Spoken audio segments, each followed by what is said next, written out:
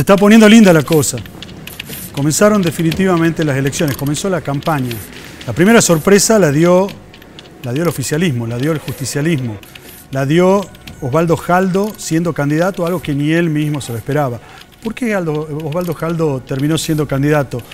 Porque se juntaron Alperovich, porque se juntaron Alperovich con Mansur, porque se juntaron Alperovich, Mansur y Jaldo. Y el trípode respondió al principal titiritero, a José Alperovich. José Alperovich tomó la decisión de que quien mejor podía encabezar este comicio era Osvaldo Jaldo. Y comenzó el partido, comenzó un ajedrez bastante interesante que creo que le hace bien a la sociedad. Un ajedrez donde la primera movida la hizo Jaldo. Dijo que no había candidaturas testimoniales. ¿Qué significa que no haya candidaturas testimoniales? Significa que no hagan trampa, como le hicieron en otras elecciones anteriores, donde yo elegía un candidato que no iba a ser candidato. Yo votaba ideas que después no se usaban para nada porque renunciaban y quedaban otros que no tenían nada que ver. Entonces esa fue la jugada inicial que hizo Jaldo, planteando que él iba a pedir licencia. Cano, con Cambiemos, con el jefe de gabinete Marcos Peña, redoblaron la apuesta. La jugada fue, los ministros renuncian. Ya no es pedir licencia, es renunciar. Y Cano y otros ministros van a tener que renunciar para ser candidatos. Más transparencia, mucho mejor. Por supuesto que en el medio quedan entrampados algunos, como por ejemplo el intendente de Concepción, que no puede renunciar, no puede ni siquiera pedir licencia, porque si pide licencia o renuncia, el lío que van a tener en Concepción va a ser incontrolable. Pero lo curioso, lo llamativo de esto, es que Jaldo dijo él mismo, no es que alguien le pidió o que alguien le sugiriera nada, él dijo que para pedir licencia y para que pudiera después no ser testimonial, lo iba a hacer dando su palabra ante un escribano público. ¿Sí? Escuchó bien. El político dijo que necesita un escribano para que se crea su palabra. La verdad que no es agradable que la palabra del político esté tan degradada y que necesite un escribano. Otro que recurrió a un escribano es un empresario de Yerbabuena. Un empresario de Yerbabuena que tiene un lío bárbaro porque hizo una obra que no estaba en condiciones, porque no se cumplían los requisitos que le pedían, porque tenía una multa de 4 millones y pico. Entonces llamó a un escribano, lo invitó al intendente, lo invitó a los concejales para contar su verdad. Y para eso convocó a un escribano. Y en esa reunión, este empresario dijo que todas estas cosas le pasan porque se llama Alperovich. ¿Y sabe qué, Nahún Alperovich? No le pasa por ser Alperovich, le pasa por ser infractor. Si usted no fuera un infractor, no le ocurriría nada. Podría seguir construyendo, no tendría multas, no pasaría nada. Lo curioso es que fueron 4 concejales a esa reunión. 4 concejales y 2 funcionarios del Departamento Ejecutivo de la Municipalidad, que seguramente los había mandado el intendente Campero. Y ¿sabe qué? También se equivocaron. Usted, doctor García Hamilton, usted, doctor Sabaté, ustedes concejales que fueron a decir que solo iban a ver qué pasaba, se equivocaron. Porque ¿desde cuándo es algo increíble que los funcionarios vayan a la casa del infractor? A ver, nos imaginemos, usted que ayer pasó un semáforo en rojo o cometió una infracción de tránsito, o usted que se atrasó en los impuestos y tiene colgado el llamado de atención para que vaya a pagar ahí en la heladera. Por ahí les recomiendo, ¿por qué no le agrega un poquitito de agua a la pava, compra unas cuantas medialunas, lo invita a los funcionarios, lo invita al intendente, lo invita a los concejales, a algunos funcionarios, y capaz que tiene algún resultado. Pero ¿sabe qué? No va a ir nadie. No va a ir nadie porque usted no se llama Alperovich.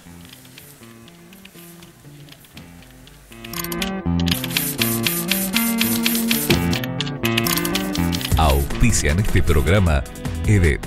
Distribuimos energía. Generamos confianza. Gobierno de Tucumán. Minera Alumbrera IMAD UTE. Respeto total por el medio ambiente. Beneficio mutuo con la comunidad. Municipalidad de San Miguel de Tucumán. Casinos Play.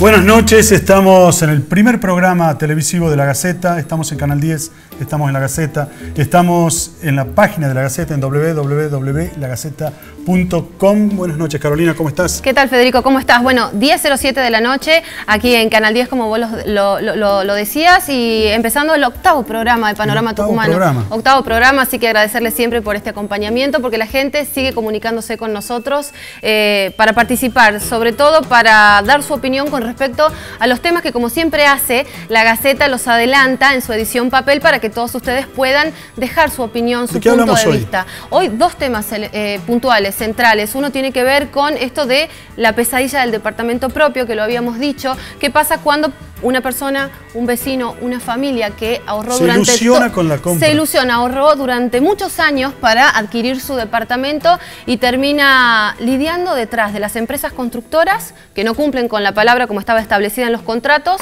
de distintas formas? Ya lo vamos a ver cómo en este completo informe que ha elaborado la producción del diario, y vamos a hablar además de otra cuestión también importante y que preocupa sobre todo a aquellos que usan mucho el transporte público, porque son algunas de sus deficiencias y sobre todo el elevado costo que tiene uno de los más caros de la región. Y no está en buen y no estado. Es acorde al servicio que brinda, así que vamos a hablar de eso y la actualidad, claro. Pero déjame que diga una cosita antes de que vayamos a la primera parte del informe. Pasó algo increíble que no nos había ocurrido en los últimos 7 programas. Y la verdad que me siento como Boca. Estamos dando vuelta olímpica antes de jugar el partido. ¿Por qué? Porque solo anunciamos el tema del programa, lo anunciamos en La Gaceta de hoy, salieron adelantos de lo que iba a pasar y curiosamente ya fue una información que estuvo en los medios provinciales, las redes explotaron con el tema, algo sorprendente. Así que muchísimas gracias a los colegas que nos ayudan a que esto vaya creciendo y que crezca cada vez más, y muchísimas gracias a los televidentes, a la audiencia que por distintos lados entra y que ya está palpitando lo que la producción ha hecho durante la semana. Bueno, La Gaceta está acostumbrada justamente a que ocurran este tipo de cosas, ¿no? Adelantar y ser primicia con respecto a los temas de interés en la actualidad tucumana y, bueno, generar tal cual, pero no nos había pasado nunca en estos programas, ¿no? No, así que bueno, vamos a ver qué nos tenía preparado la producción y comencemos con el primer informe.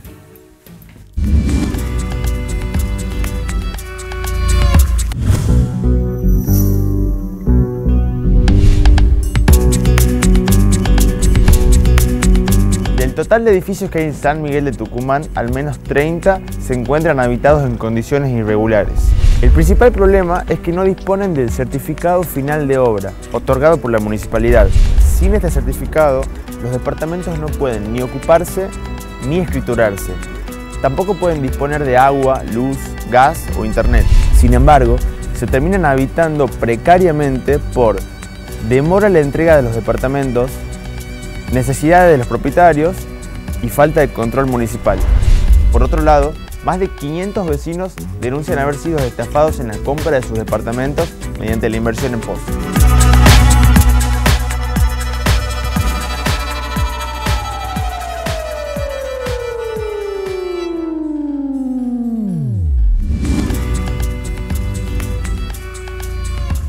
Bueno, lo que ahí veíamos era la presentación, una introducción de lo que es esto que adelantábamos al principio, qué es lo que pasa cuando alguien quiere acceder a su vivienda, a un departamento, a través de estas dos situaciones que remarcaba Matías en el informe. La situación, por un lado, de departamentos que no tienen la certificación de final de obra, y esto es una cuestión muy importante porque esto está reglamentado, está establecido en el Código de Planeamiento Urbano, hay una ordenanza que regula esta situación y es la ordenanza 4639. Que sin eso no lo podrás vender, no podrás hacer nada, porque no es tuyo todavía. Además de que no se puede habitar un edificio, un departamento en estas condiciones, no debería contar con los servicios básicos como luz, agua, teléfono, ahí lo decían, tampoco se lo puede escriturar y esto es un problema posteriormente para los propietarios porque no pueden venderlo. El departamento se desvaloriza entre un 40 y un 60% y es muchas de las quejas van a esa dirección. Pero lo más triste es que es una ilusión. Cuando vos te compras una casa es una ilusión de vida, es algo muy lindo y que vos en vez de entrar al living terminás entrando a tribunales. Veamos qué dicen los damnificados.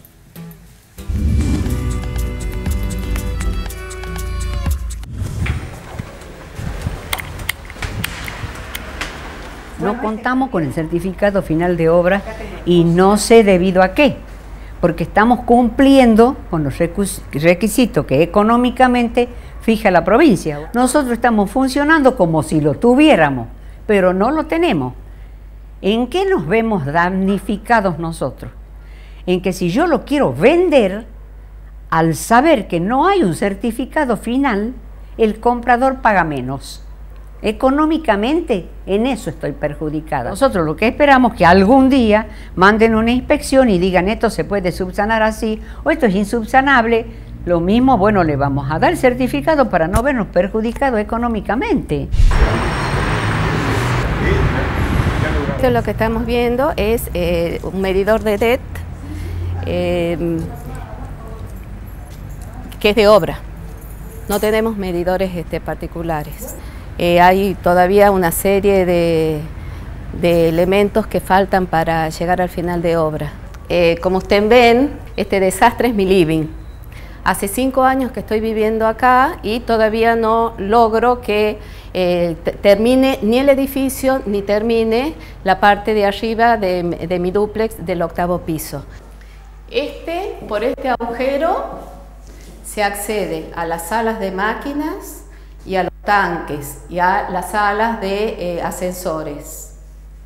O sea que la gente tiene que poner una escalera, o acá ves las pisadas, ves acá cómo esto está abollado porque la gente se sube acá cada vez que hay que hacer un control de los ascensores, limpieza de tanque de agua. No existe ninguna escalera reglamentaria.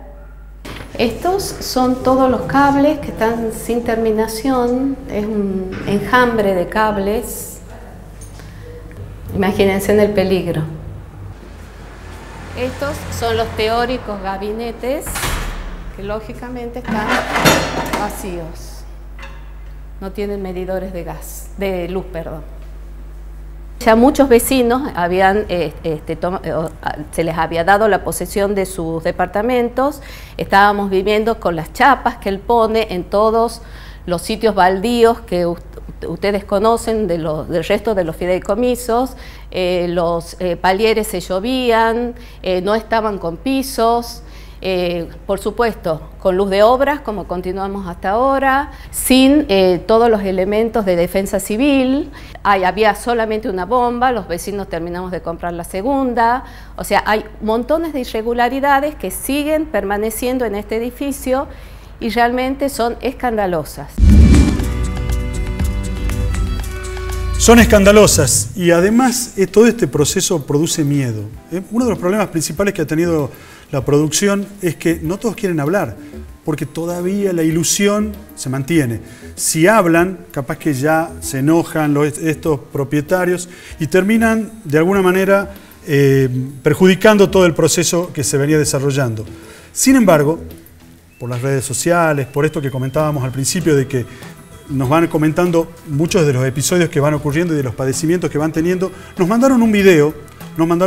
Ahí está, justo en la pantalla. Estaba apareciendo en la pantalla, bueno, un video de lo que padecen, de lo que sufren mucha gente que le entregaron la casa, pero no tienen los servicios, tuvieron que juntar unas cuantas Esto garrafas. Claramente, primero implica un peligro, y segundo, que están incumpliendo la ordenanza, que era lo que comentábamos al principio. No pueden habitar un edificio porque si no tienen certificado final de obra, no se le puede habilitar el servicio como corresponde de gas natural, y esto que están haciendo, además de un peligro, están violando la ordenanza y lo que establece esa ordenanza. Hay que tener en cuenta que sí hay penas para todo esto, aunque efectivamente quien debería ejercer el control no lo ejerza. Estamos hablando de la municipalidad. Te cuento, sí. La municipalidad, la gente de la producción fue a la municipalidad, trataron de hablar con funcionarios de la municipalidad, no se animan. También tienen miedo, tampoco quieren dar la cara. Y finalmente se consiguió que un funcionario que no tiene que ver dio la cara. Ya vamos a ver esa declaración en un ratito porque, bueno, es interesante lo que dice con respecto a cuáles son las obligaciones que tiene el sector, estamos hablando del Ejecutivo Municipal en este caso, que debería ejercer los controles. Pero vamos a prestar atención al segundo de los casos que mencionábamos al principio, de cómo operan estas empresas, estas constructoras, y cómo defraudan a estos propietarios.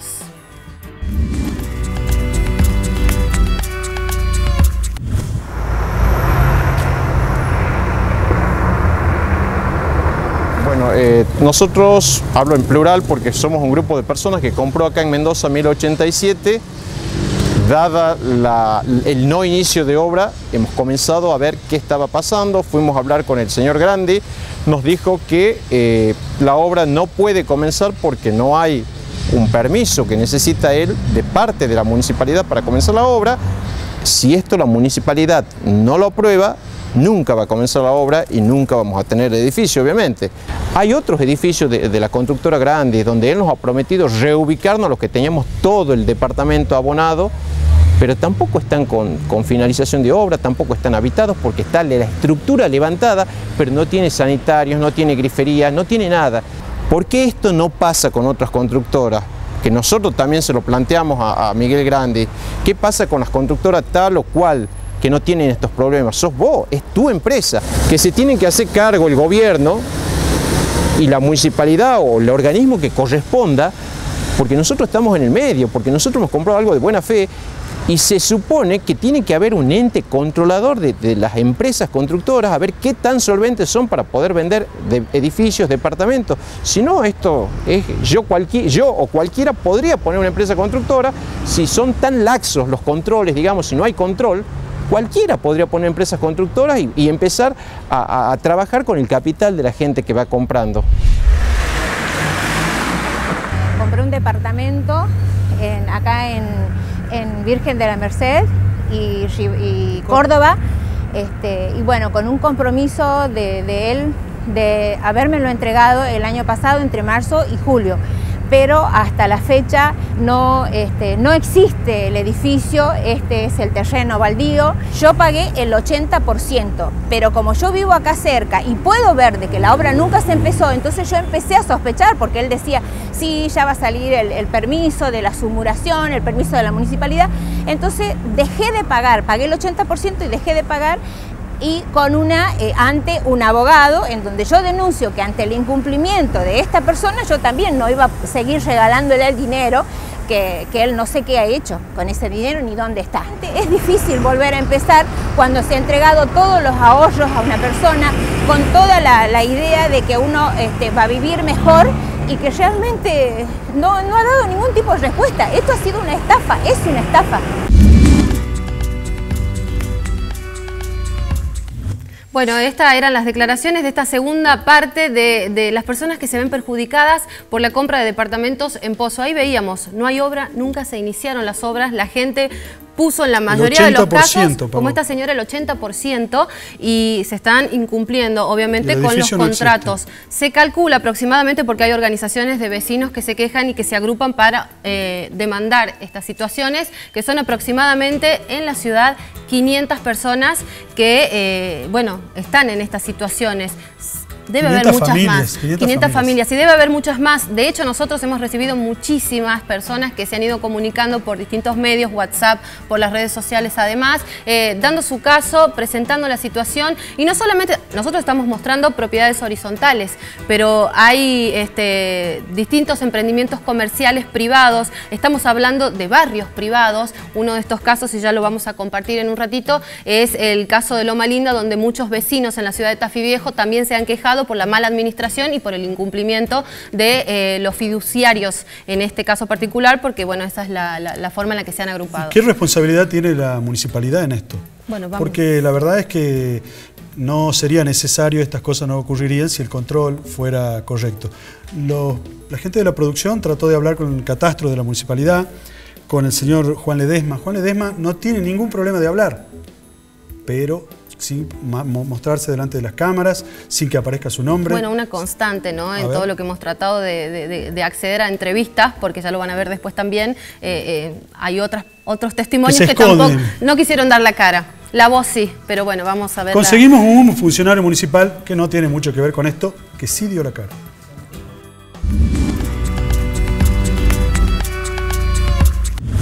La responsabilidad de la municipalidad es un tanto discutible. En este sentido, se presenta el anteproyecto, luego el proyecto, y luego la municipalidad tiene que ir a avisar, cuando piden el certificado final de obra, si se corresponde con lo primero a lo último. Aquí hubo construcciones cuyos responsables, porque no podían sacar el certificado final de obra y no poder gestionar, como por ejemplo en Gasnor, han colocado garrafas en cada uno de los departamentos, etcétera. ¿Para qué? Para que cada uno de ellos pueda encender la cocina, el calefón, etcétera. El peligro es en el supuesto caso de que aquí tengamos, como se podría decir, un cromañón a la tucumana, gravísimas derivaciones, porque están poniendo en peligro a todos los integrantes de esa comunidad, digamos, que vive en todas esas edificaciones, como los aledaños. Aquí hubo personas que adquirieron de buena fe, sin tener en cuenta que ese empresario, para deslindar sus responsabilidades, etcétera, firmaron algunas documentaciones que lo liberan a él de la responsabilidad en cuanto a lo que pudiera acontecer en un futuro. Y hay otros que han obrado de mala fe, porque aquí hay verdaderos delincuentes, sean profesionales o aquellos que se han dedicado a la construcción, porque saben a qué atenerse. Se le brindó una oportunidad bajo unas penalidades, etcétera, de acuerdo a los metros cuadrados construidos sin autorización, a los efectos que regularicen su situación. ¿Sabe cuánto se han acogido a esa ordenanza que tuvo una prórroga de 4 o 5 meses? Catastro informa que ninguno tuvo el interés. Toman un emprendimiento en el sentido creo que de pozo, no me recuerdo bien cómo es la terminología, hasta tanto se va construyendo, usted va pagando, y resulta que aquí esa persona no aparece. Se fumó. Lisa y llanamente lo estafó a todas esas personas que de buena fe han confiado en esa empresa a los efectos de tener una casa propia el día de mañana.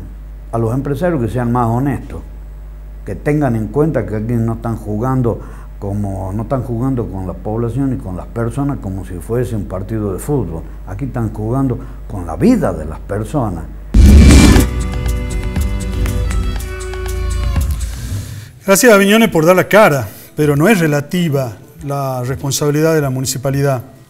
Es un poco más, usted está hablando de delincuentes, así que me parece que hay que comprometerla más a la municipalidad para que este tipo de cosas no ocurran. En el catastro de la municipalidad hay algunas denuncias. Una de las empresas denunciadas es la de Miguel de la Cruz Grandi. Exactamente, que es uno de los testimonios que vamos a escuchar en el informe que viene. Vamos a escuchar, no lo vamos a ver. Vamos a escuchar, no lo vamos a ver porque, bueno, accedió a la entrevista Miguel Grandi, pero grabada, audio. No mostró la cara. No mostró la cara. Pero bueno, es una de las personas justamente que está en esta lista en donde Catastro Municipal releva que hay 6 edificios habitados de esta firma sin final de obra y la municipalidad tiene labradas 240 actas para esta constructora específicamente. ¿Y en el caso de Otto Barenbroike?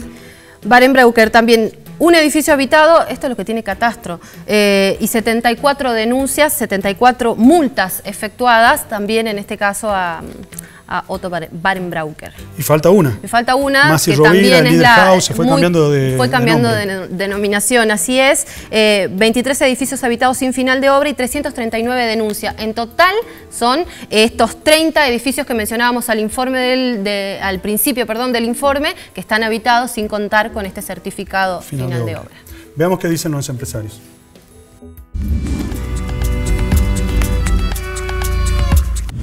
Cada vez es más difícil hacer andar un sistema de estos donde en el caso nuestro nosotros evitamos tener inversores, o sea, un inversor fuerte, algún político, no hay nada de eso, todos son usuarios, dependemos del cumplimiento, o sea, si no hay cumplimiento no hay otro método para financiar.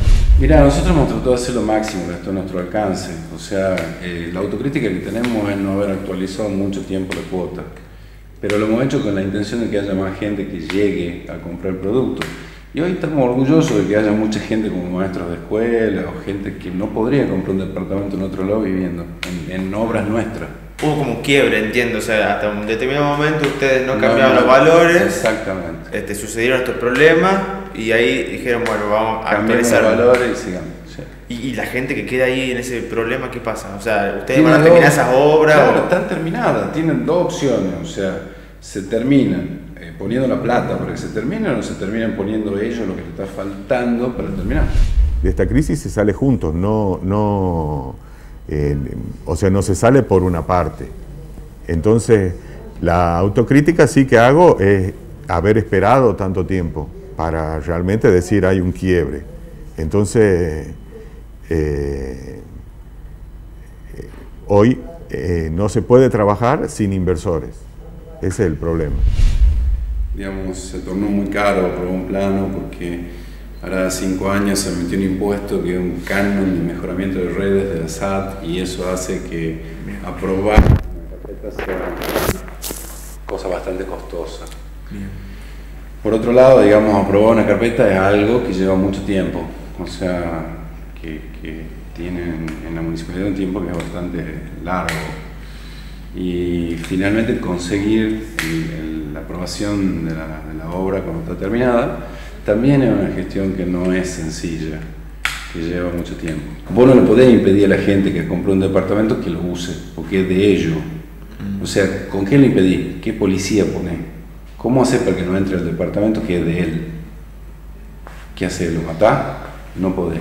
Entonces la gente necesita vivir, lo compró para vivir y a veces no puede esperar los tiempos que requiere una final de obra y entra. Todos los edificios que nosotros hemos hecho han entrado antes de tener los servicios definitivos y con el tiempo se logró la final de obra y recién se han logrado los medidores.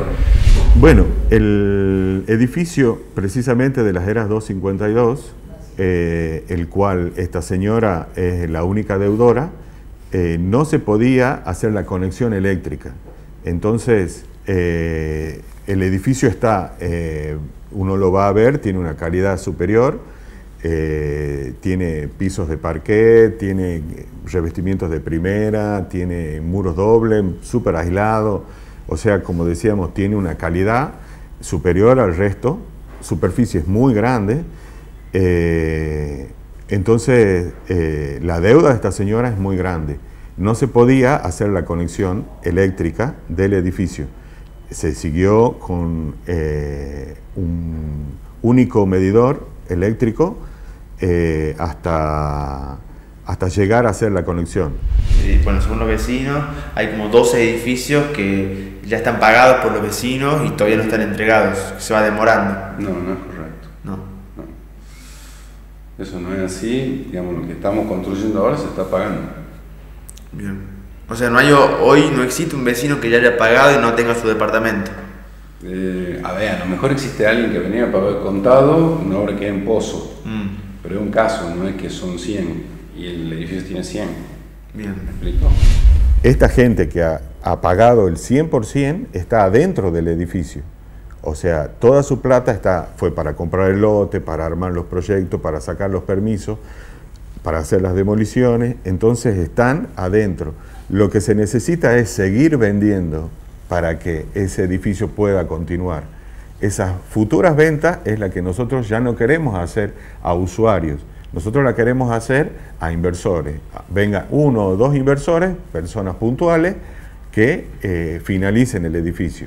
Ese es el trámite que está muy difícil. Ustedes lo escucharon, la verdad, opinen ustedes. Es difícil opinar sobre cada una de las contestaciones. Empresarios que dicen necesitamos inversores, que no son empresarios. Pero además hay autocrítica, y la autocrítica es no haber avisado que se venía el quiebre, no haber avisado que había que aumentar la cuota. Y además decir, estamos orgullosos de que personas que en otras circunstancias no hubiesen tenido la posibilidad de acceder a su casa, acceden. No importa cómo, lo ven ustedes, pero acceden. Las redes sociales para ustedes, para que opinen y dejen sus reflexiones. Matías, ¿cómo estás? Vos has hecho la investigación esta que hemos estado viendo desde todo el programa. ¿Y cómo fue esto? Porque hay gente que no se animaba a hablar, irregularidades. La verdad que me imagino que te has encontrado con personas enojadas, tensionadas, frustradas, ¿o no? Sí, es un tema muy complejo. Por un lado había gente que quería hablar, tenía muchas ganas de que este tema se visibilice, porque el tema está judicializado, pero la gente dice que no avanza. Entonces tenía muchas ganas de que salga en los medios. Por otro lado, gente temerosa porque preferían hablar y negociar con la constructora por debajo y tenían temor de salir. ¿Qué significa negociar por debajo? En silencio, o sea, sin salir en los medios. Que no se supiera. Claro. ¿Por qué Grandi no dio la cara? Hay que preguntarle a él. Imagino que no tiene ganas de que le digan cosas por la calle. Que después los reconozcan en la calle. Ahí escuchábamos antes también a Viñone que, bueno, calificaba de estafa, y es una palabra importante para tener en cuenta cuando estamos hablando de que no se están cumpliendo muchas de estas obligaciones. ¿Se puede hablar efectivamente de estafa? ¿Cómo? Según los especialistas, se puede hablar de estafa si es que hay una intención por parte del constructor. Eso lo tiene que determinar la justicia, no nosotros. Ahora, según los especialistas del mercado inmobiliario, dicen que o se malgastó la plata o se hicieron malos cálculos. Ahora, Matías, me imagino mucha gente de la audiencia que dice, bueno, entonces no voy a poder tener mi casa. No puedo soñar con ir y comprar una casa. Pide un crédito, ahora que hay crédito justamente para los emprendimientos en pozo. ¿Y cómo hago? ¿Qué consejo, si se puede dar un consejo, o qué recomendaciones, o qué atención tiene que tener esas personas, esas familias que tienen la ilusión de la casa propia? No es que no se puede invertir en pozos, sino que hay que tener cuidado, hay que desconfiar de los precios bajos, hay que ver cuántos edificios ha construido la constructora. Ver la trayectoria de la empresa. Si ha cumplido el plazo de entrega. Hacer una pequeña investigación antes de involucrarse en un negocio así. ¿Cuándo se me prende la luz de que esto no Y cuando los precios están muy bajos, cuando es muy accesible. Ahí tenés que pensar un poco 2 veces. ¿La gente se asesora? Sí. ¿La gente se asesora por lo general para esto o prima más esto que decíamos de las emociones? Y a vos te dicen que podés acceder a un departamento por tanta cantidad de plata, ves la billetera y llegás y después no le das. Sí. Pero bueno, se supone que hay empresas, o sea que hay una seriedad, un profesionalismo, que están hechos los cálculos y que... ¿Y qué pasa con los controles de la municipalidad? ¿Cómo has visto eso? Y bueno, desde la municipalidad la autocrítica es que no tienen la suficiente estructura como para controlar todo lo que se requiere. Esa es la autocrítica que ellos hacen. Las multas están, ya hay constructoras que nos pueden construir, por ejemplo Grandi tiene... La historia que veíamos de Rubén Suárez, su obra no está aprobada porque Catastro no le aprueba el plano a Grandi por la cantidad de denuncias que tiene. Entonces, ahí hay un tiro y afloje entre empresarios que señalan a la municipalidad señala a los empresarios y en medio queda la gente con la ilusión. Como siempre. Sí. Y en el medio queda la gente. Gracias, Matías. Nos vamos a un corte.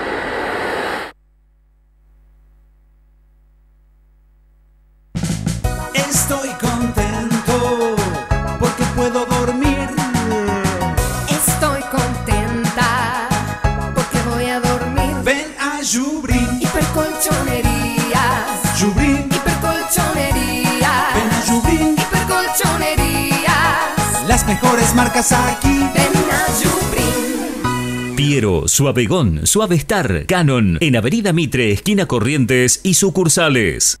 Volvé a soñar con jugar en Primera. La casa se hace realidad con los préstamos hipotecarios UBA de Banco Tucumán. Los únicos con un monto de hasta 16 millones de pesos. Simulá el tuyo en bancotucumán.com.ar/préstamos y solicitalo en nuestra amplia red con más de 470 sucursales. Banco Tucumán, Grupo Macro. Tucumán en Noticias. Hoy la CEJA está cumpliendo 166 años de vida, acompañado a todo el pueblo en su festejo. Y bueno, y ahora vamos a ver una serie de obras que tienen que ver con mejorar la calidad de vida de nuestra gente del interior. Así que bueno, una jornada muy linda de trabajo. Gobierno de Tucumán. En el Grupo Telecom, seguimos invirtiendo en la mejor tecnología para transformar la experiencia de conectividad de las personas. Destinamos 40.000 millones de pesos en redes y sistemas para unir a los argentinos, con conexiones fijas y móviles, de voz, datos e internet en todo el país. Grupo Telecom. ¡Qué suerte tiene la familia tucumana! Compra en el Shopping de las Telas. Asfoura. Calidad, variedad, precio. Asfoura. Hay uno cerca de su casa. El vicegobernador Osvaldo Jaldo dijo: Vemos con agrado que esta gran intendenta que tiene Juan Bautista Alberdi, Sandra Figueroa, cumpliendo compromisos concretos con estos vecinos de Barrio Belgrano, con una luminaria nueva, juegos infantiles nuevos, caminería nueva, fundamentalmente para que venga la familia. Una obra esperada y anhelada que hoy estamos cumpliendo con ella. Para reafirmar el compromiso y fundamentalmente en estos momentos difíciles acompañarlos a todos en general, pero en particular a los que menos tienen y a los que más necesitan. Promovemos acciones que mejoran la salud de las personas. Fundación Boreal. Mario Coltan, presidente. La Gaceta del próximo jueves traerá gratis una imperdible lámina escolar histórica del 9 de julio, en homenaje a esta gran fecha patria, la Declaración de la Independencia Argentina, para que maestros y padres revivan con los niños todos los sucesos de esta fecha tan importante que nos declaró nación libre e independiente. Reserva tu ejemplar este jueves gratis con La Gaceta. Sí, es verdad, lo dice La Gaceta.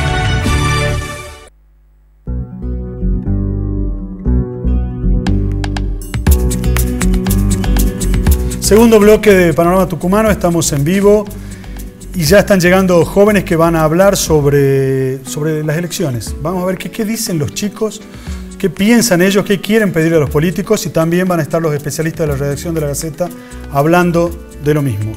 ¿Y ahora qué? Así es, ahora vamos a entrar en otra cuestión también conflictiva que preocupa a los ciudadanos, sobre todo porque vamos a centrar este informe en lo que pasa aquí en la ciudad, y es el precio del transporte público, el estado en el que se encuentran las unidades, el servicio que brindan y cómo se ajusta esto o no a el valor que tiene el transporte público de pasajeros. Hay que tener en cuenta que entre 2015 y 2016 incrementó aproximadamente en un 94%. Pasó, y presten atención a esto, de costar 4,83 a 9,35. Por supuesto que hay toda una evaluación de costos que realizan expertos de la Universidad Nacional de Tucumán para llegar a determinar el valor del boleto de pasajeros. Vamos a compartir con ustedes el siguiente informe con los testimonios de la gente y también de los empresarios.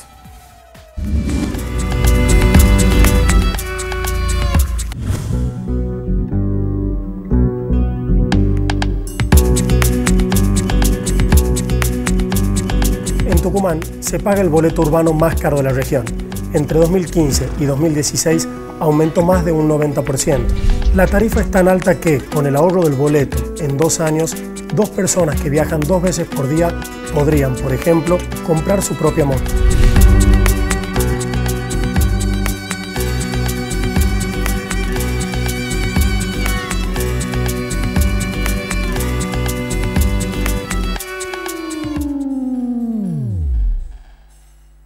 Los usuarios afirman que pagan demasiado por un servicio deficiente. Sus principales quejas son la poca frecuencia y la falta de higiene y de aire acondicionado. Sin embargo, su mayor preocupación es la económica. Afirman que no están dispuestos a pagar más por un mejor servicio, ya que la tarifa es demasiado alta.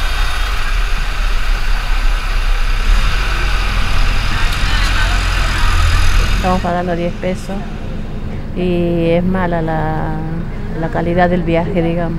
Para los pobres, para mí es mucho. Está un poco caro comparado con otras provincias. Porque hay gente que no tiene muchos recursos como para decir, bueno, vamos a pagar. No, a veces no nos alcanza ni para el pan. Con eso le digo todo. Podrían brindar un servicio un poco mejor por el precio que están cobrando, que las unidades estén limpias y te digo, algunas tienen aire acondicionado, estas no tienen. Podrían brindar un mejor servicio para el precio que dan, sobre todo con el tema de los horarios. Y por ahí la demora que no llego a tiempo al hospital. Están bastante mejor ahora que antes, porque antes estaba muy feo. Lo tan publicitado el tema del aire acondicionado, a veces no se lo ve. Siempre viajamos amontonados. A veces en los horarios pico, que son entre 12 y 1:30, suelen pasar sin levantar a un montón de gente que está esperando en la parada. Y en las horas de llevar los chicos al colegio es un desastre. Y bueno, siempre viajamos ahora, conseguido asiento, pero a la mañana temprano siempre vienen repletos los colectivos. Mucha demora, 20, 25 minutos. La verdad que no, tendría que agilizar sobre todo a la hora de las entradas de los chicos al colegio. Las empresas de transporte público tenemos dos vías principales de ingreso. Una son los subsidios del Estado Nacional y otra es la venta de pasajes. El subsidio del Estado Nacional viene destinado para lo que es el costo salarial y el costo del combustible. La tarifa básicamente viene dado para cubrir el resto de los costos. Lo que se hace, se pide la adecuación de la tarifa en base a una estructura metodológica de costo, que no es un estudio hecho por nosotros, sino está refrendado por la Universidad Nacional de Tucumán, es un estudio que la Universidad Nacional de Tucumán lo preparó, lo estudió, hizo análisis de campo. Una vez que se determina el costo, se hace la presentación, se hace el análisis por parte de la autoridad concedente del estudio de costo, pero llegó el momento de la fijación de la tarifa, se deja de lado todo el tema técnico y se fija una tarifa con criterio político. Pero las empresas conocen el número y en este caso, en este servicio no hay la excepción, y en costos 1 más 1 es 2, no es 2 menos el problema social, 2 menos el problema político.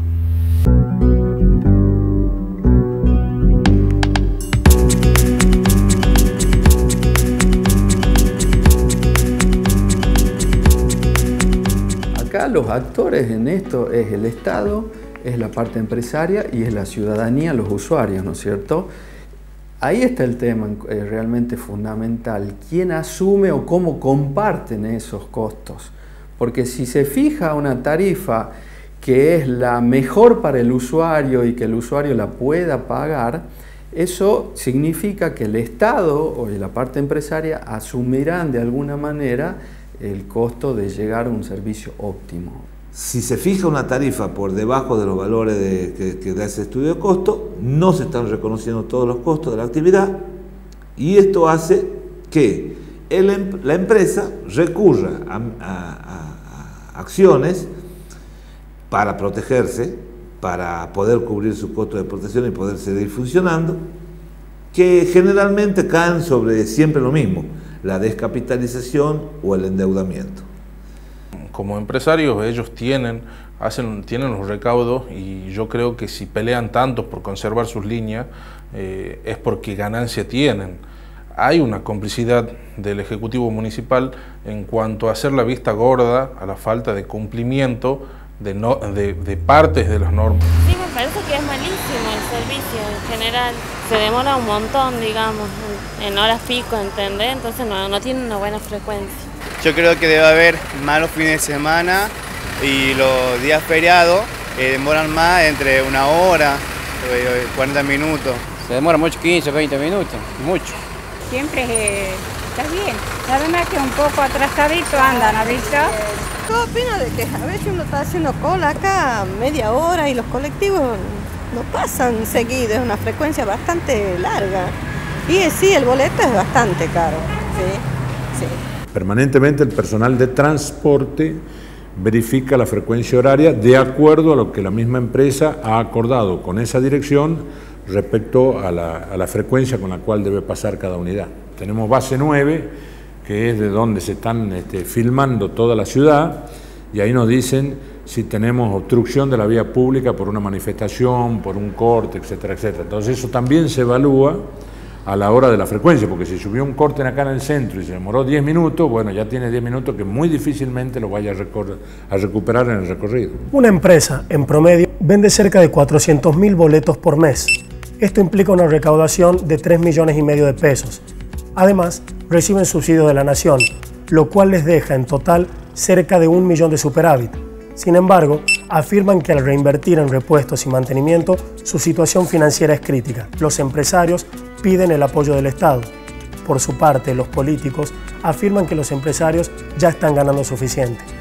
Mientras tanto, la gente paga una tarifa que considera demasiado alta y sube al colectivo sin saber si el viaje va a durar 15 minutos o 1 hora.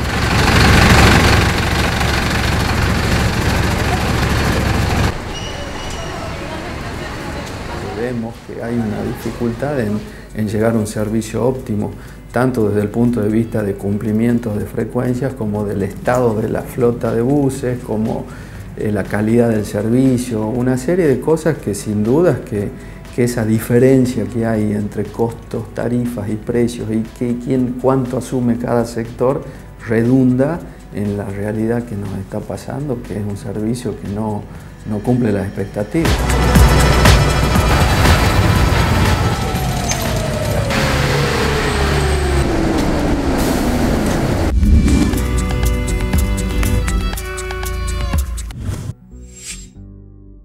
$400.000 boletos. Pero ¿cuánto dinero realmente? ¿Cuánto dinero público es el que recibe cada una de las empresas? ¿Cuántos boletos se venden? Es un control que pasa inadvertido y que no es un problema de ahora.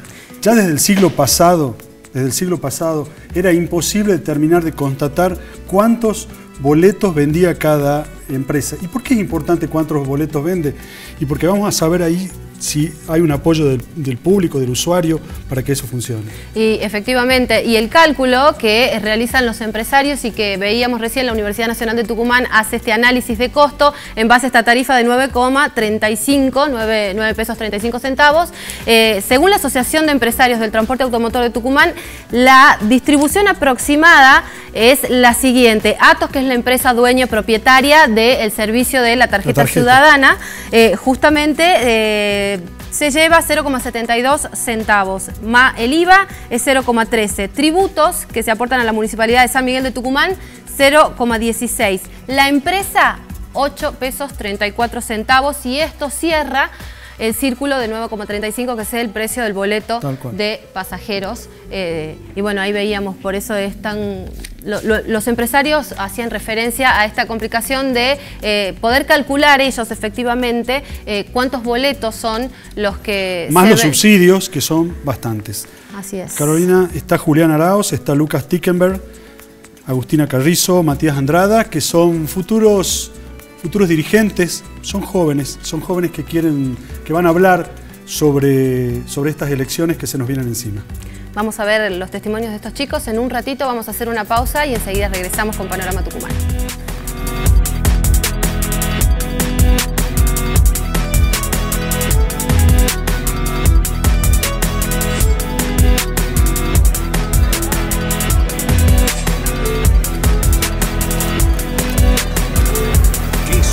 Tiene la familia tucumana. Compra en el Shopping de las Telas. Asfoura. Calidad, variedad, precio. Asfoura. Hay uno cerca de su casa. El vicegobernador Osvaldo Jaldo destacó los 166 años de existencia de esta hermosa localidad. Un sentimiento muy intenso del pueblo de La Ceja, tener estas personas tan de gobierno acompañando acá al pueblo. Y hemos venido a decirle a los hermanos de La Ceja, feliz aniversario, pero fundamentalmente venir a decirle que el gobierno de la provincia, en estos momentos difíciles, vamos a estar acompañando y vamos a estar en este lugar las veces que nos necesiten. Colabore con su ciudad. No arroje residuos a la vía pública y no entregue basura a los carros. Denuncie basurales clandestinos al 381-5345-402 o 381-503-5662. Basurales Cero. Es responsabilidad de todos. Municipalidad de la Ciudad Histórica de San Miguel de Tucumán.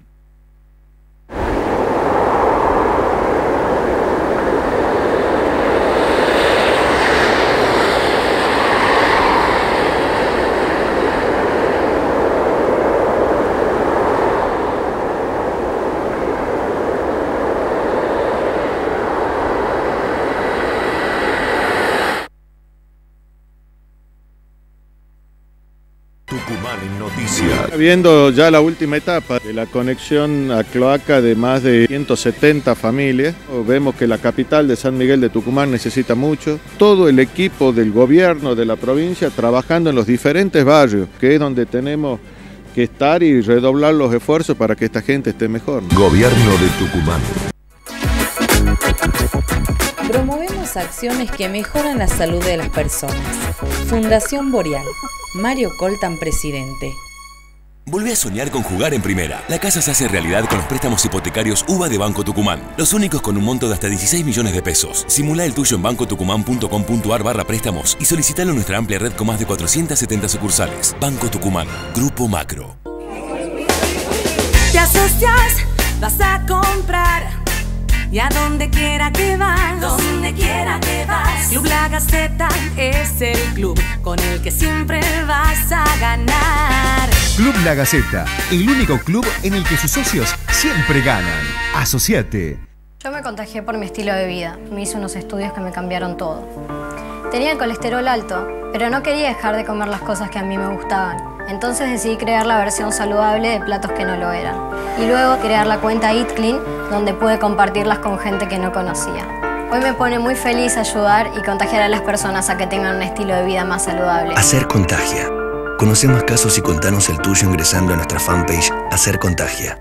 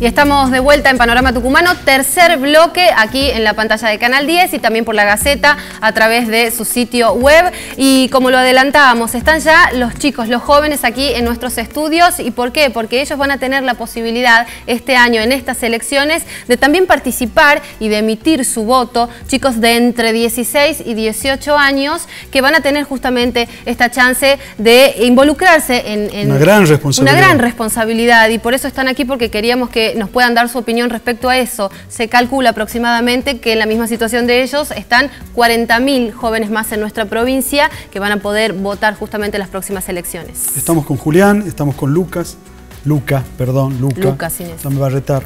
Estamos con Lautaro y estamos con Matías. Bueno, muchas gracias. ¿Qué tal, buenas chicos? noches. ¿Cómo están? ¿Cómo llegan a las elecciones? ¿Qué piensan? ¿Qué pensás vos, Julián, de estas elecciones que se te vienen ahora? Bueno, yo principalmente quería aclarar que estoy a favor del voto joven porque, bueno, esa es una de las discusiones que se van dando, creo. Porque siento que los jóvenes somos capaces de poder elegir nuestros representantes, ya sea en la Cámara de Diputados, presidente,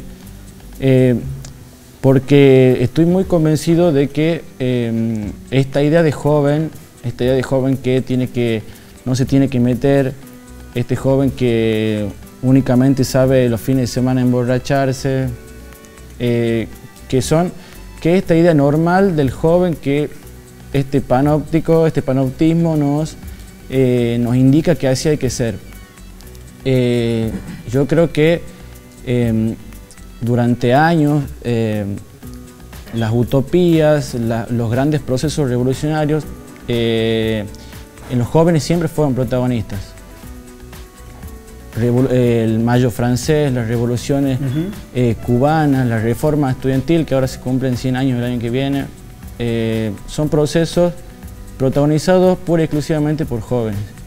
Entonces yo creo que habría que depositar ese voto de confianza de que el joven es capaz de realmente poder decidir a quién votar. Luca, sí. ¿Cómo ejercer ese protagonismo? ¿Qué le decís vos a un político ahora? Ahora ¿Qué la verdad esperás que de él? yo lo que espero de un político me parece que sería que lo que diga en campaña después lo haga. ¿Vos sentís que eso no ocurre? Y en muchos casos no ocurre porque cuando uno empieza a ver la campaña y todo, ve que hay muchas caras. Hay millones de caras, millones de partidos que pueden haber. Y después hay 2 o 3 nomás a los que los vuelve a ver. El resto desapareció. No sabes qué están haciendo. Algunos aparecen en algunas marchas, manifestaciones, pero a otros desaparecen directamente. Lautaro, ¿vos qué pensás de eso? Buenas noches, primero que nada. Yo creo que los políticos tienen que primero ser sinceros, honestos y que recuerden que antes de las ambiciones personales está el voto de la gente, que la misma gente le otorga confianza, entonces primero deben cumplir ese rol que es en defender los derechos de la gente y hacer bien las cosas, primero que nada.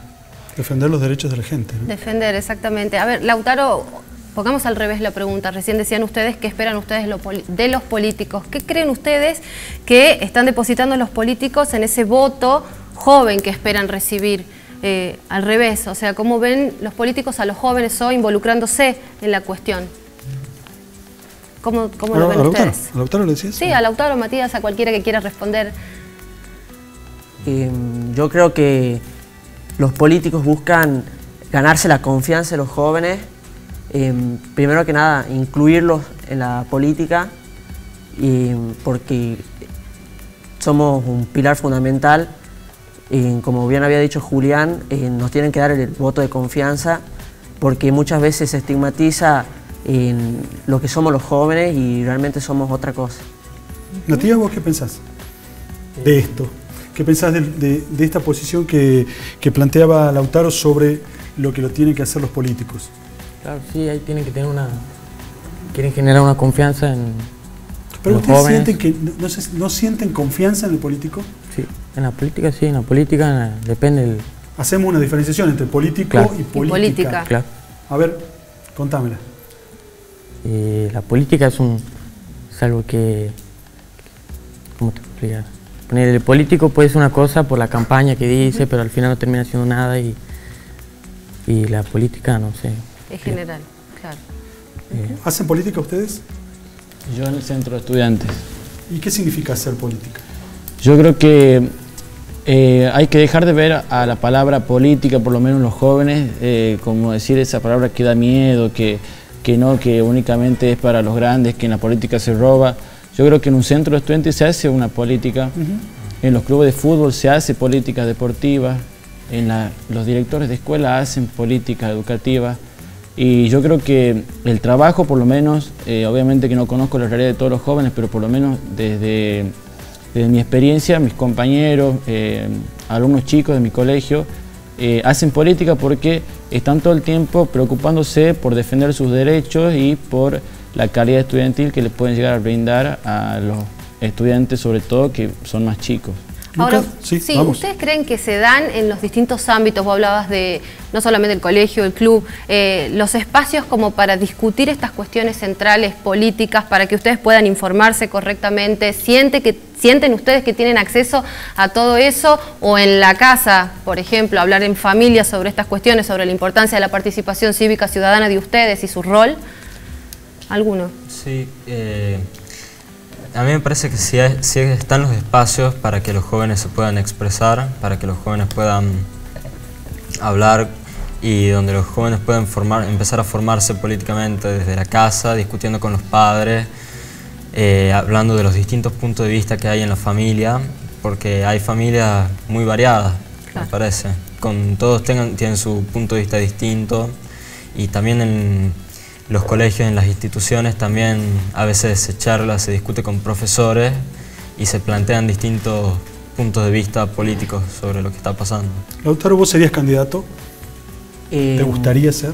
Me gustaría hacerlo.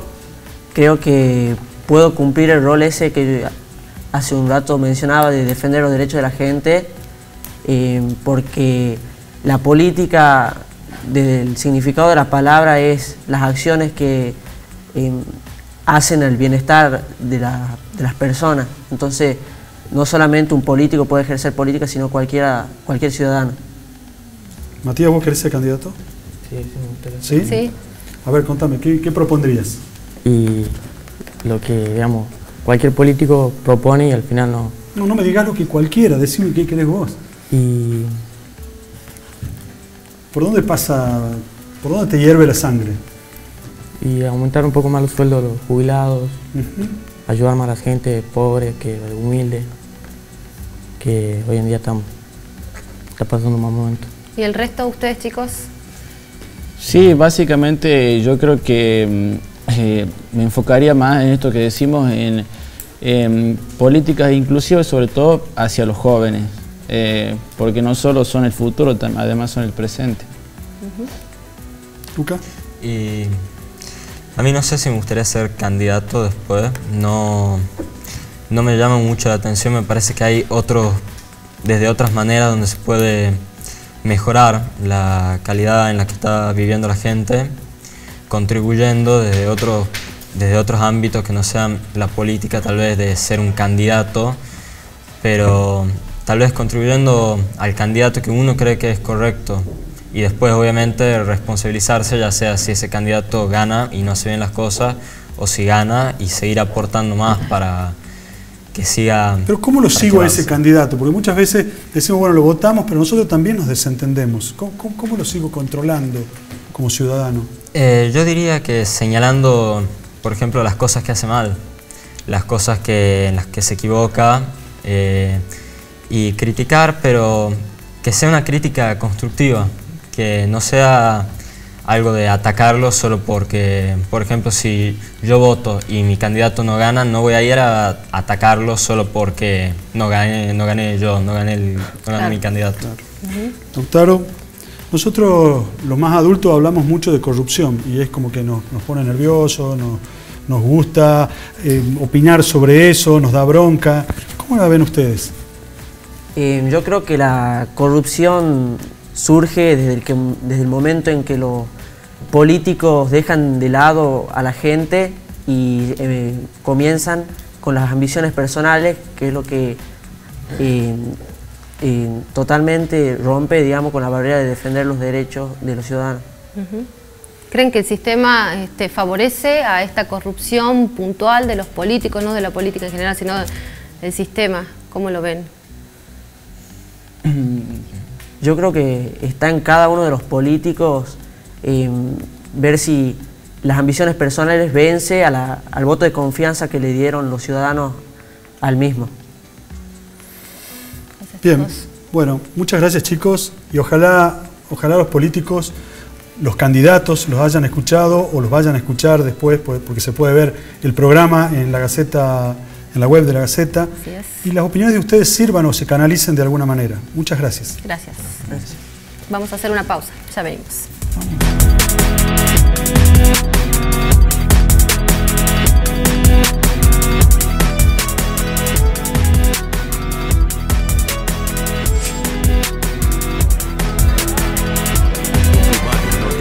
Hoy La Ceja está cumpliendo 166 años de vida, acompañado a todo el pueblo en su festejo, y bueno, y ahora vamos a ver una serie de obras que tienen que ver con mejorar la calidad de vida de nuestra gente del interior. Así que bueno, una jornada muy linda de trabajo. Gobierno de Tucumán. Volvé a soñar con jugar en primera. La casa se hace realidad con los préstamos hipotecarios UBA de Banco Tucumán. Los únicos con un monto de hasta 16 millones de pesos. Simulá el tuyo en bancotucumán.com.ar/préstamos y solicitalo en nuestra amplia red con más de 470 sucursales. Banco Tucumán, Grupo Macro.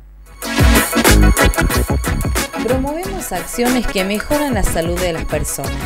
Fundación Boreal. Mario Coltan, presidente. Estoy contento porque puedo dormir. Estoy contenta porque voy a dormir. Ven a Yubrin. Hipercolchonerías. Yubrin. Hipercolchonerías. Ven a Yubrin. Hipercolchonerías. Las mejores marcas aquí. Ven a Yubrin. Piero, Suavegón, Suavestar, Canon, en Avenida Mitre, esquina Corrientes y sucursales.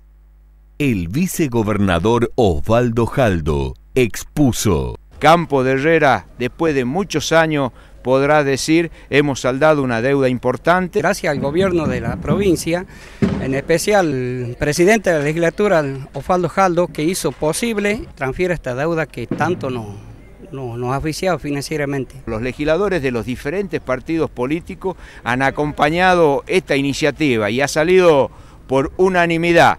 Volvé a soñar con jugar en primera. La casa se hace realidad con los préstamos hipotecarios UBA de Banco Tucumán. Los únicos con un monto de hasta 16 millones de pesos. Simulá el tuyo en bancotucumán.com.ar/préstamos y solicitalo en nuestra amplia red con más de 470 sucursales. Banco Tucumán, Grupo Macro.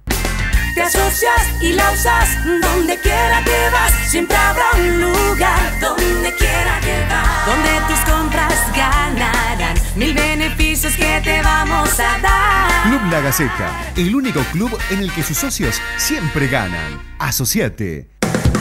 La Gaceta del próximo jueves traerá gratis una imperdible lámina escolar histórica del 9 de julio, en homenaje a esta gran fecha patria, la Declaración de la Independencia Argentina, para que maestros y padres revivan con los niños todos los sucesos de esta fecha tan importante que nos declaró nación libre e independiente.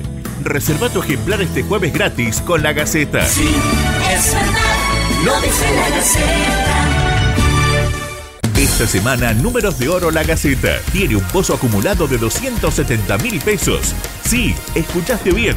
270.000 pesos. Además, podés ganar otros 270.000 pesos si la tarjeta ganadora contiene el sello con la leyenda Usuario Tarjeta Sol. Acordate, reserva La Gaceta de este viernes. Trae una nueva tarjeta de Números de Oro con un pozo acumulado de 270.000 pesos. Sí, es verdad, lo dice La Gaceta.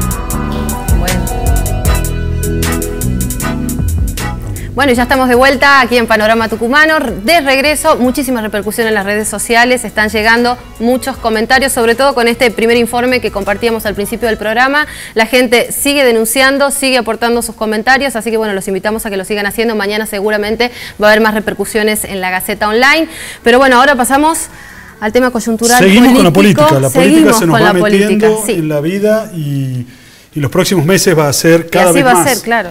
Y hoy estamos con 3 especialistas de la política de la Gaceta. Estamos con Álvaro Aurán, estamos con Fernando Stanich, estamos con Gabriela Baigorri. Y buenas noches, ¿cómo están? Buenas noches. Buenas noches. Álvaro, acabas de aterrizar, estuviste en Buenos Aires, estuviste en una entrevista con el jefe de gabinete. ¿Qué pasaba en la Casa Rosada? ¿Qué olfateaste ahí? Bueno, de lo que se desprenden de las declaraciones de Peña en la charla que tuvo con el diario en La Rosada, es una suerte de cautela crítica respecto del gobierno de la provincia, ¿no? O sea, la cautela me parece que tiene que ver con que una vez que pasen las elecciones de diputados y de senadores nacionales, bueno, con la provincia habrá que negociar según sea el resultado para cada cual, pero sí lo he visto, pese a esa cautela, bastante críticos. Críticos con Tucumán. Críticos con el gobierno tucumán. No con la gestión de la gente de Cambiemos en Tucumán. No, críticos con el oficialismo tucumano, ¿no? ¿Y qué critican? Bueno, primero critican que critiquen, ¿no? O sea, lo que Peña dijo, porque las principales críticas del gobierno tucumano en los últimos tiempos están centradas en el Plan Belgrano, ¿no? Y el gobierno sostiene, el gobernador Mansur sostuvo, palabra de él, que el plan es un fracaso. Entonces la respuesta de Peña fue, nos enfrentamos con el cinismo del peronismo, que gobierna más o menos hace 30 años el país, que en el norte no ha hecho nada. Nosotros hacemos y nos critican por 18 meses de gestión. ¿Y qué es lo que ellos ven que está en juego para estos comicios? Yo creo que verdaderamente en estos comicios lo que está en juego es la supervivencia futura del kirchnerismo o del macrismo. Y es o uno o el otro. Trascendental, entonces. Trascendental porque en cuanto a diputados, digamos, el resultado ya en líneas generales se hace prever que no es que el gobierno va a ganar o va a perder el quórum propio, digamos. O sea, Macri pone en juego 41 de 87 diputados del espacio, Massa que viene... Sí, las reglas de juego en el Congreso no van a cambiar. En líneas generales no, digamos, habrá 5 más, 5 menos de uno del otro. Entonces, pero si Macri no sale bien parado de estos comicios, para usar una figura de nuestro también editor y columnista Marcelo Guaysol, y es un pato que va a empezar a renguear no el último año, sino antes de llegar a la mitad del mandato, porque las elecciones son en octubre y la mitad del mandato en diciembre. Y si Cristina no queda bien parada en los comicios, y habrá probado que el kirchnerismo era un partido de poder. Una sola palabra, ¿había euforia, sí o no? No. No. Gracias, Álvaro. Fernando, ¿cómo estás? Bien. Fernando, cuando se hacen las campañas, cuando se hacen las elecciones en Tucumán, es como que queda dividido en dos la provincia. Hay una fuerza electoral en la capital y una fuerza electoral en la provincia. Generalmente el peronismo se hace muy fuerte en la parte que no es de la capital. Pero contame, ¿qué pasa en la capital? ¿Cómo le estás viendo a este comienzo de campaña? Me parece que no hay margen de especulación para ninguno de los dos espacios más grandes que hay en la provincia para pelear esta elección. Y digo que no hay margen de negociación porque si bien el intendente Germán Alfaro no es candidato, su esposa sí lo es por el Frente Cambiemos, y eso lo obliga a trabajar como si fuese él el candidato y si estuviera reteniendo la intendencia. Te hago una pregunta. Vos decís, lo obligan a trabajar. Lo obliga a trabajar. Lo obliga a trabajar, pero da la sensación de que los equipos políticos hay que obligarlos a trabajar. Y es lo que ha pasado, por ejemplo, con la elección de Osvaldo Jaldo como precandidato a diputado por el oficialismo. La figura de Jaldo los obliga a los oficialistas, a los dirigentes territoriales del oficialismo a trabajar. Con otro candidato quizás no hubiesen sentido esa presión de trabajar. Y digo que hay que obligarlos a trabajar en el sentido de que ellos no ponen nada en juego en esta elección. Alfaro o cualquier dirigente territorial de la capital, por ejemplo. No pone su banca de concejal o de legislador en juego, sino que está poniendo en juego el futuro político, por ejemplo, de Jaldo o de Germán Alfaro. Entonces deben trabajar para otros y eso no es un incentivo por sí solo. ¿Cuáles son los ánimos en ambos sectores con respecto a esto que se viene? ¿Ya están conformados justamente los candidatos anunciados? ¿Cómo se lo vive? Me parece que de desafío, básicamente. El oficialismo se siente con mucha más valentía, con mucha más fortaleza después de haber cambiado. Aún habiendo perdido antes. Aún habiendo perdido antes en la capital. En la capital estamos hablando. Sí. Claro, bueno, en la capital el oficialismo siente que sí o sí tiene que salir a trabajar a todo o nada, porque enfrente va a tener al intendente que va a jugar a todo o nada. El intendente sabe además que tiene que trabajar a todo o nada para mantenerse él como referente de Cambiemos en la capital, porque además no solo la banca de su esposa puede estar en juego, sino también la discusión sobre si en 2019 puede retener la intendencia o no dentro del espacio Cambiemos, que también hay sectores radicales que la quieren. El 2019 está en juego en este comicio. Totalmente. Alfaro, ¿qué será en 2019? Y Alfaro tiene la posibilidad de ser reelecto intendente, seguramente él va si Silvia Elías de Pérez no lo pelea. Por eso digo que esta elección para él es fundamental. Si en esta elección él muestra cierta debilidad frente al peronismo que gobierna la provincia, con los dirigentes del oficialismo provincial, ¿por qué no otros sectores del radicalismo, como Silvia Elías de Pérez, por ejemplo, le pueden discutir la capital? ¿Por qué tiene tantos candidatos de la capital en frente de Cambiemos? Me parece que ellos habían tratado de fortalecer en un primer momento su lugar más fuerte, que es la capital justamente. En 2015 Cano le ganó el resultado de la capital fue por más de 50.000 votos en favor de Cano contra Mansur. Esa diferencia es la que ellos tratan de mantener y deben mantener, porque en el interior, en una de las dos secciones electorales, por ejemplo el este, es donde el peronismo es muy fuerte, la dan por perdida. En el oeste tratan de llegar a una paridad electoral y tienen que mantener esa diferencia sí o sí en la capital. Fernando, antes de que comiencen estas campañas, ya se tiraban piedras, ya había insultos. ¿Esto vamos a ver estos próximos 2 meses? Lamentablemente me parece que sí. Me parece que sí, porque no hay dirigentes territoriales en la capital que sobresalgan por el resto. Digo, hay una atomización muy grande de pequeños caciques barriales, que son legisladores, concejales, que van a pelear palmo a palmo en esos barrios. Hablamos, sí, no, estábamos como por cerrar, porque habíamos hablado de la cuestión a nivel nacional, también la cuestión en la provincia y en la capital, y bueno, ¿qué pasa en el interior? Vamos al interior, que ahí está Gaby, ¿qué es lo que está pasando? ¿Cómo es el armado? ¿Cuáles son los nombres? Bueno, yo creo que la lista del Frente Justicialista por Tucumán es una radiografía de la fortaleza del oficialismo en el interior. Principalmente porque 6 de los 7 candidatos son del interior. El único que no lo es Pablo Yedlin, el secretario general de la Gobernación. El resto son todos referentes importantes, o si no lo son ellos, lo son sus espacios políticos. Por ejemplo, en la cabeza de la lista está Osvaldo Jaldo. Cuando uno va a cualquier acto político del oficialismo, hay pancartas gigantes que dicen Osvaldo Jaldo el interior. O sea, Osvaldo Jaldo es eso para el oficialismo, ¿no? Y creo que por eso va en la cabeza de la lista. Y está seguido por Gladys Medina, que es legisladora del oficialismo y que es esposa del intendente de la banda de Río Salí, Darío Monteros. Ellos dos son referentes de la sección electoral este. Bien. En las últimas elecciones que Osvaldo Jaldo fue candidato, que fue el 2015 cuando fue a vicegobernador, en esa sección electoral el 70% de los votos fue para el oficialismo, el 70%.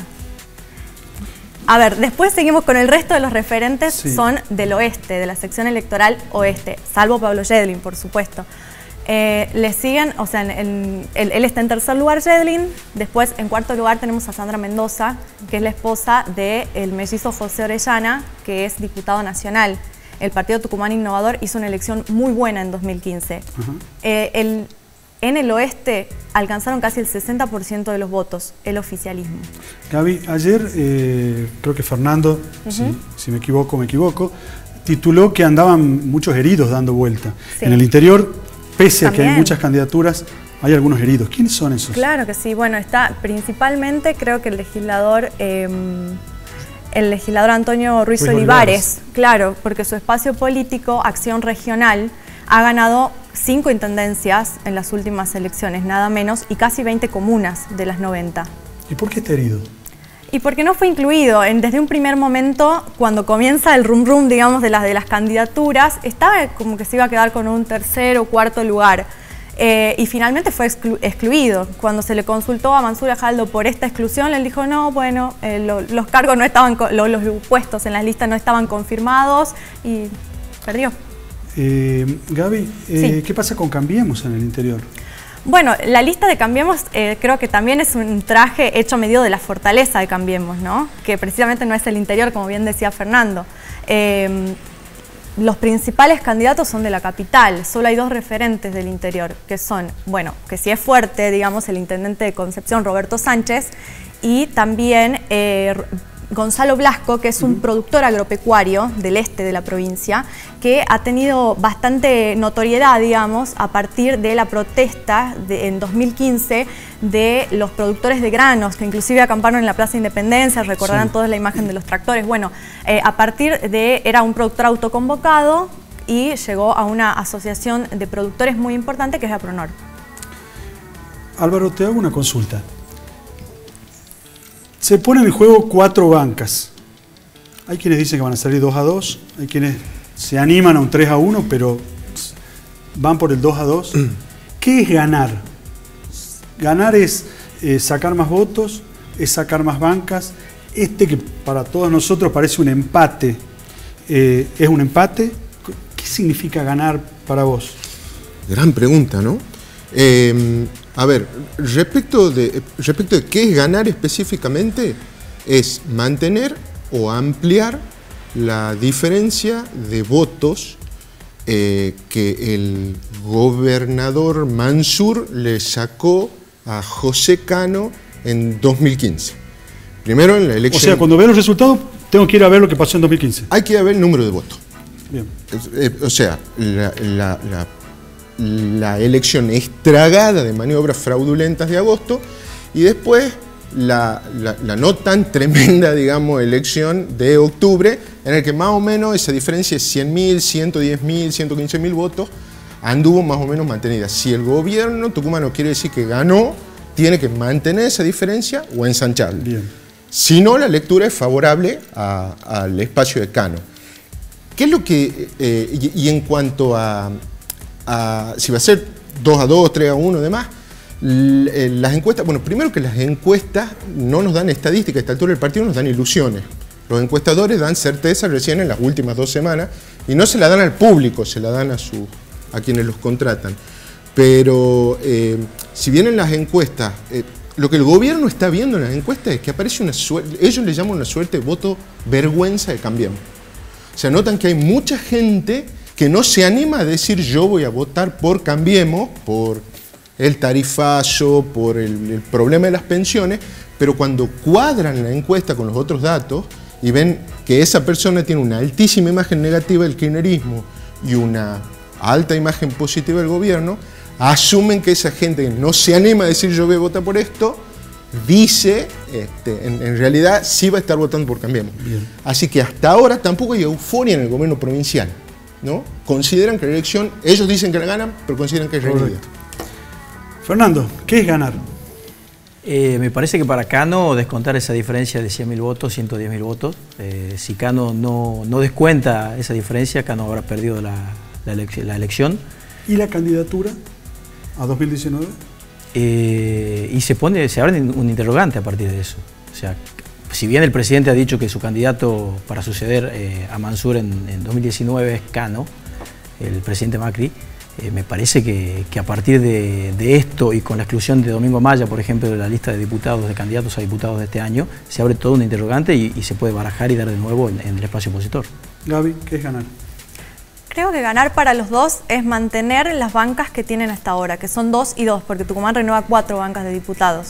2 están en manos hoy de la oposición y 2 del oficialismo. ¿Qué pasa, y te pido a vos, Gaby, qué pasa con las otras fuerzas? Porque nos concentramos mucho en las que terminan llegando y ganando, pero ¿cómo están las otras fuerzas minoritarias, les podríamos llamar? En balance en cuanto a dirigentes del interior, la verdad que hay muy poca presencia de dirigentes del interior, la mayoría son de la capital, he podido contabilizar quizás uno en cada una de ellas, la mayoría del sur provincial o de la banda de Río Salí. O sea que los mejores resultados de las listas minoritarias se van a dar en la capital. Me parece que sí, además hay que ver justamente cuántas de esas fuerzas minoritarias logran superar el 1,5% de los votos que necesitan obtener acá para sobrevivir. Para sobrevivir, básicamente. Álvaro, Fernando, Gaby, muchísimas gracias, buenas noches. Y les cuento que la semana que viene, posiblemente en este estudio, y digo posiblemente porque no tengo un escribano que haya certificado que iba a ser, estén Cano y esté Jaldo dirimiendo entre ellos. Así es, vamos a hacer una pequeña pausa y ya venimos para el cierre de Panorama Tucumán.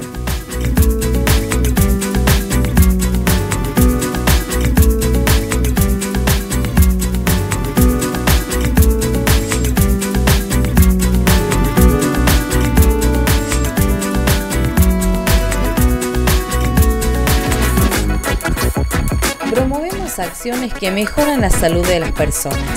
Fundación Boreal. Mario Coltan, presidente. Tucumán en noticias. Viendo ya la última etapa de la conexión a cloaca de más de 170 familias, vemos que la capital de San Miguel de Tucumán necesita mucho. Todo el equipo del gobierno de la provincia trabajando en los diferentes barrios, que es donde tenemos que estar y redoblar los esfuerzos para que esta gente esté mejor. Gobierno de Tucumán. ¡Qué suerte tiene la familia tucumana! Compra en el Shopping de las Telas. Asfoura. Calidad, variedad, precio. Asfoura. Hay uno cerca de su casa. El vicegobernador Osvaldo Jaldo manifestó. Muchas familias bandeñas que han venido a acompañar a estos chicos que hoy hicieron juramento de lealtad a la enseña nacional. Valoramos mucho el esfuerzo de las instituciones educativas. Que llevemos adelante con la frente bien alta esta bandera. Es un gran esfuerzo de la familia tucumana, un gran esfuerzo de la familia bandeña, acompañado por las autoridades provinciales y acompañado por las autoridades locales. Volvé a soñar con jugar en primera. La casa se hace realidad con los préstamos hipotecarios UBA de Banco Tucumán. Los únicos con un monto de hasta 16 millones de pesos. Simulá el tuyo en bancotucumán.com.ar/préstamos y solicitalo en nuestra amplia red con más de 470 sucursales. Banco Tucumán, Grupo Macro. Si los lunes y domingos la Gaceta compras, una tarjeta vos tendrás. Si además la de los martes también te llevas, son 2 tarjetas las que obtendrás. Solo un formulario tenés que llenar. Si me lo pedís yo te lo voy a entregar, para ganar y ganar en este club donde siempre ganas.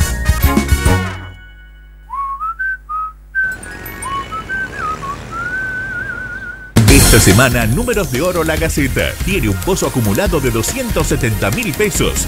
Sí, escuchaste bien, 270.000 pesos. Además, podés ganar otros 270.000 pesos si la tarjeta ganadora contiene el sello con la leyenda Usuario Tarjeta Sol. Acordate, reserva la Gaceta de este viernes. Trae una nueva tarjeta de Números de Oro con un pozo acumulado de 270.000 pesos. Sí, es verdad, lo dice la Gaceta.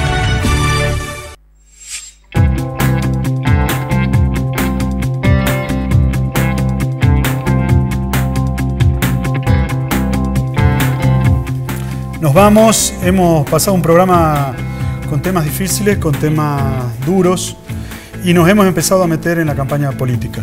Así es, hemos hablado y hemos tenido muchísima repercusión con esta cuestión de los edificios en pozo, la venta de estas propiedades, en la que muchísima gente ha resultado defraudada por estos empresarios que bueno, hemos intentado contactar y algunos han hablado, otros no. Vamos a ver cómo se resuelve el caso, esperemos para todos ellos que tengan resolución también favorable. Hemos hablado de los padecimientos, de lo que es viajar en ómnibus y de lo que es meter la mano en el bolsillo para la tarjeta. Y claramente la necesidad de la necesidad de control que justamente reclaman los usuarios del transporte público, ¿no? Nos vamos con una promesa. Jaldo y Cano en el estudio, ojalá que la promesa se cumpla. Y nos vamos además con este anuncio a no olvidarse el viernes comprar el diario porque quedó vacante el pozo de los Números de Oro. 270.000 pesos. Muchísimo y duplica si es usuario de la tarjeta Sol, así que atentos con eso. Buenas noches. Hasta el miércoles. Chao, chao.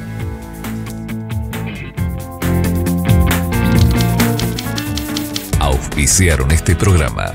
EDET. Distribuimos energía. Generamos confianza. Gobierno de Tucumán. Minera Lumbrera IMAD UTE. Respeto total por el medio ambiente. Beneficio mutuo con la comunidad. Municipalidad de San Miguel de Tucumán. Casinos Play.